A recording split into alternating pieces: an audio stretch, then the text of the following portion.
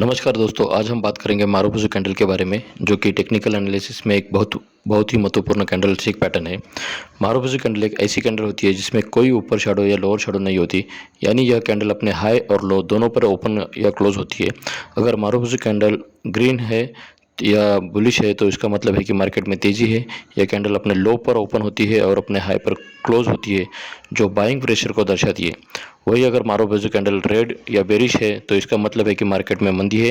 यह कैंडल अपने हाई पर ओपन होती है और अपने लो पर क्लोज होती है, जो सेलिंग प्रेशर को दर्शाती है।